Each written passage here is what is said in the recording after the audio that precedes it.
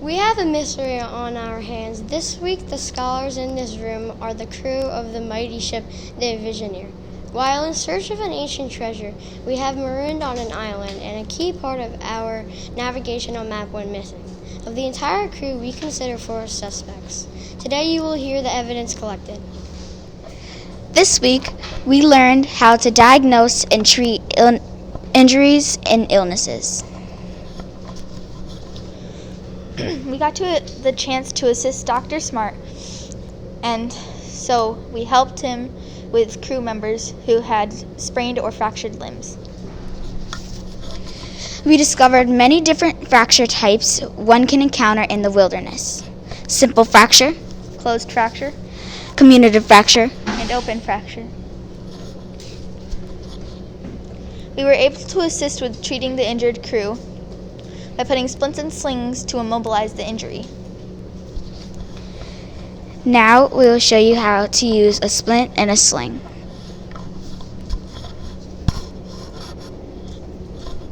In this case, this is an open fracture.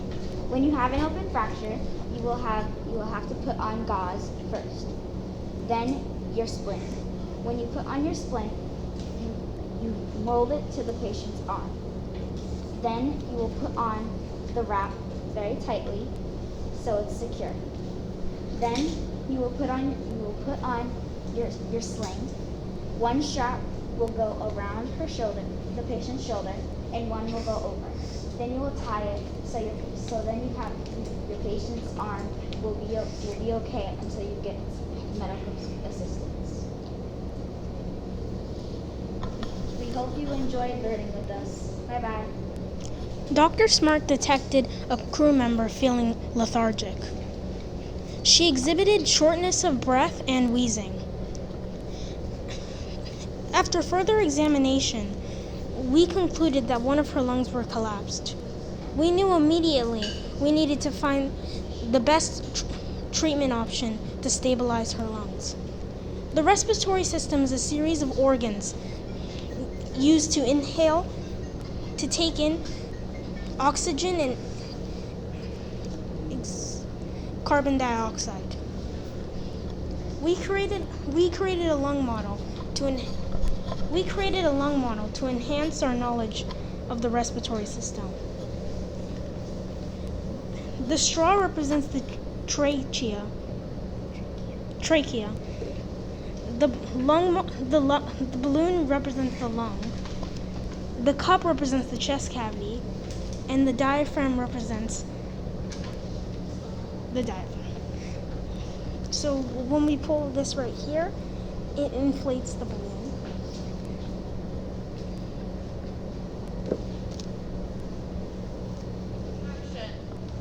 In Pathways to STEM this week, we learned different parts of the engineering process, how to make and program an MBOT, and how to make a bridge out of tape, cardboard, straws, and paper clips.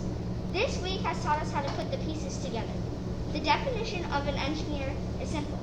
The definition of an engineer is a person who designs, builds, or maintains public things. We used and programmed our MBOTs to go across a handmade bridge to locate and find foods during the severe storm. This is how the MBOT goes across.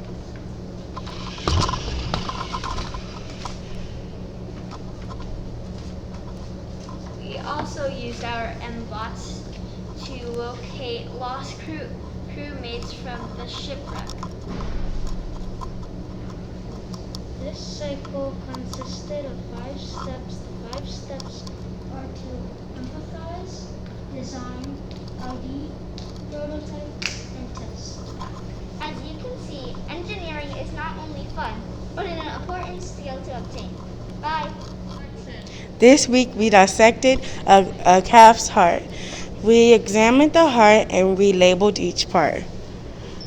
The first part is the aorta, the pulmonary vein, the pulmonary artery, the vena cava, the right atrium, the left atrium, the right ventral, the left ventral.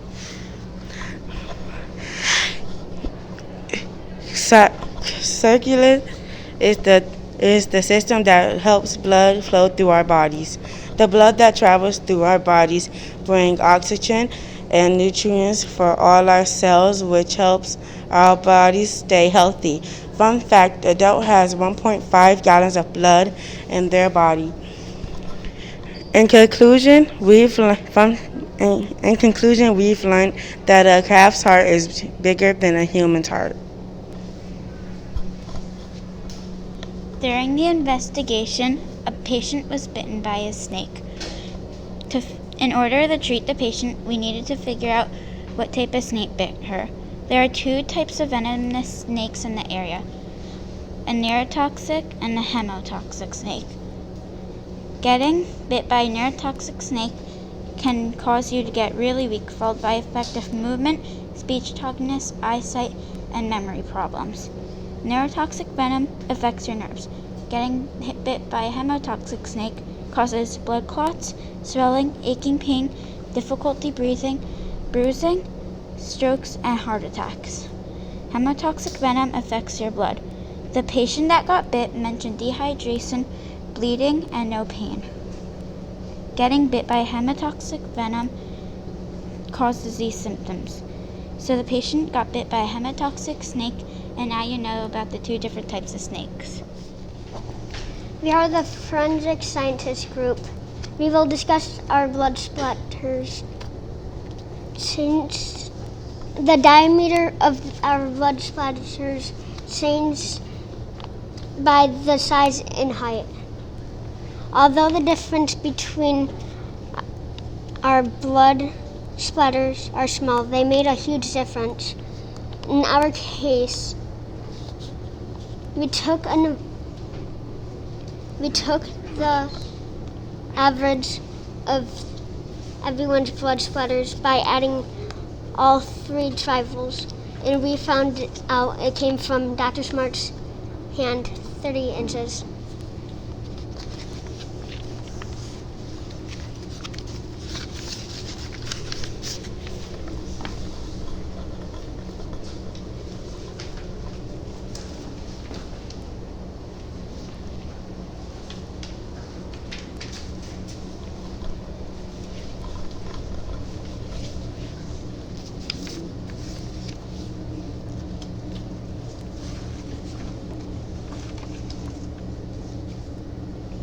We've identified an unknown substance that can treat sunburns. It's a white color.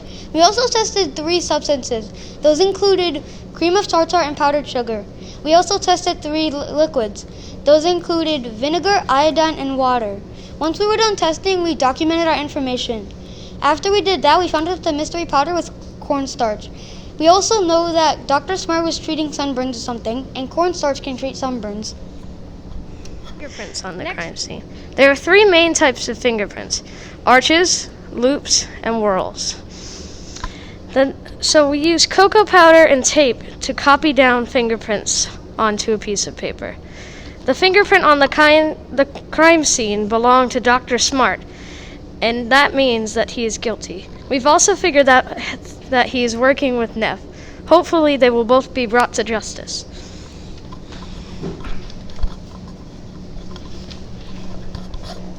Based on the evidence, which to review is the blood splatters, the powdery substance, and the fingerprints, we have concluded that Dr. Nicholas Smart and shipwright Robert Neff have been guilty of stealing the ancient map. Thereby, we arrest Robert Neff and Nicholas Smart for stealing the ancient map.